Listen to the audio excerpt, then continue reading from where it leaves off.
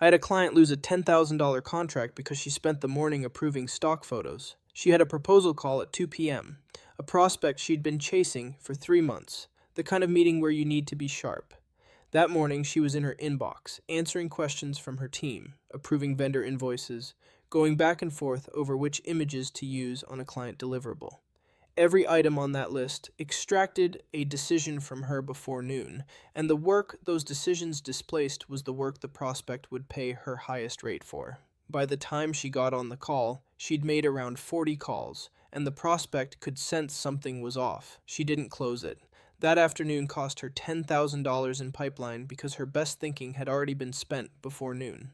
This is what I call cognitive capital, your finite capacity to think clearly and make good decisions, which depletes across the day in a predictable pattern most owners have never actually measured. The morning I described for that client plays out in different forms inside virtually every service business running at this revenue level. You start the morning with full cognitive capital. You open your inbox, and there are 6 things in there that someone on your team could technically handle, but they haven't been set up to handle them. So you answer the questions and make the small calls and move things forward. That's 45 minutes and a handful of minor decisions. Each one small individually, but collectively, spending something that doesn't come back until you sleep. Then there's an escalation from your operations person about a client with an unusual request, which needs a judgment call. 15 minutes, 2 more decisions. Then, a deliverable needs your feedback before it goes out, so you review it and explain what needs to change. Another 20 minutes, more capacity gone. By noon, you've made somewhere around 30 decisions of varying size and spent real cognitive capital getting there, and the work your clients are actually paying for hasn't started yet.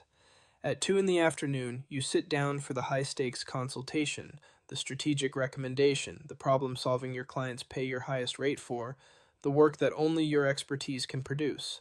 That work gets the version of you that's been making calls since 8 a.m. with whatever capacity remained after everything that came before it.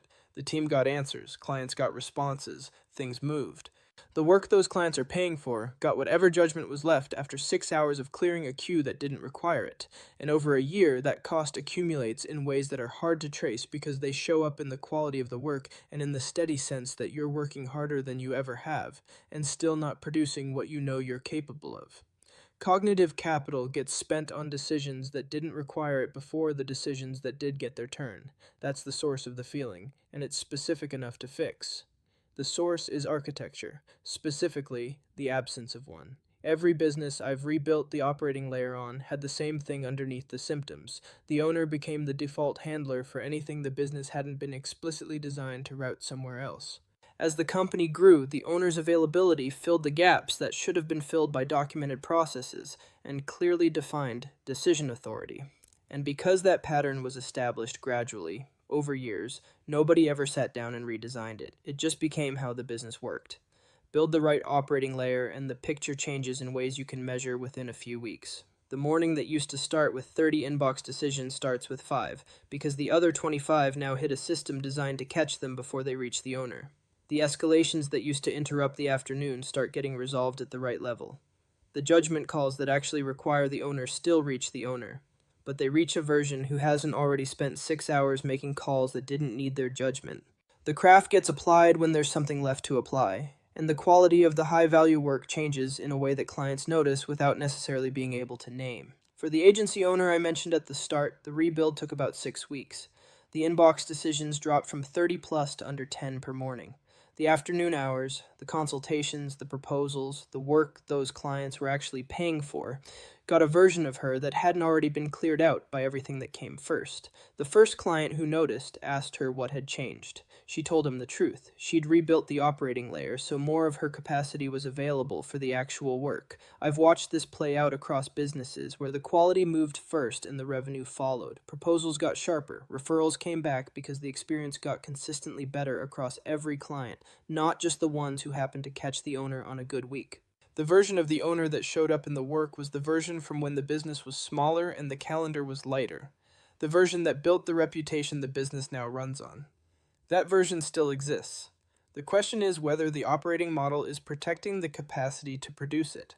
And for most service businesses, the operating model was built for a smaller operation than the one it's currently running, When you've been operating depleted long enough, depleted starts to feel like your baseline. You lose the reference point.